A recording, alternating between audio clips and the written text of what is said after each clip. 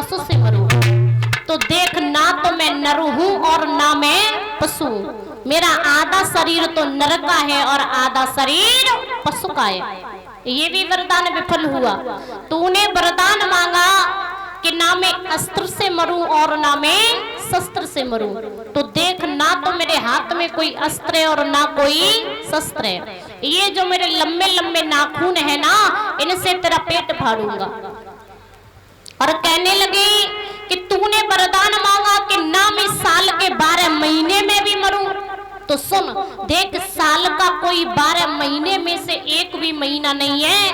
तेरे लिए मैंने इन 12 महीनों में से थोड़े थोड़े दिन निकाल करके ये लौंद का महीना बना करके तैयार किया है। ये देख लौंद का महीना है। और जिस वक्त भगवान ने हिरण्यकश्यप को मारा था, उस वक्त महाराज डबल चैत पड़ी थी। जैसे प्रभु ने आज हिरण्यकश्यप को मारा, अब भगवान इतने गुस्से में हैं कि कोई भी भगवान के सामने बोल नहीं रहा है। सभी देवता कहने लगे कि भगवान इतने गुस्से में तो कभी नहीं आए जो आज लक्ष्मी माता को भेजो, शायद गुस्सा शांत हो जाए। लक्ष्मी मैया कहने लगी कि इतने गुस्से में मेरे अंदर सामर्थ्य नहीं है जो प्रभु के सामने मैं जाऊं। तो कहा है कि ऐसा है कि बेटा प्रहलाद की खातिर इनके अंदर इतनी गुस्सा है तो इनके पास में प्रहलाद को भेजा जाए। प्रहलाद महाराज गए और प्रहलाद जाकर के भगवान के चरणों में लौट गए। और जैसे ही चरणों में प्रहलाद लौटे हैं तो प्रभु ने एकदम से प्रहलाद को अपनी गोदी में उठा लिया। कहने लगे बेटा तू हमसे कुछ मांग ले, हम बड़े प्रसन्न हैं तुझसे।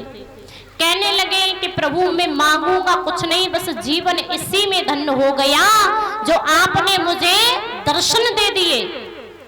लेकिन देना चाहते तो एक चीज दे दो। कि क्या?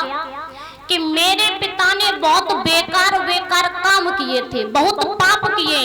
मेरा पिता कहीं नरक में न चला जाए, मेरे पिता को स्वर्ग में भेज देना।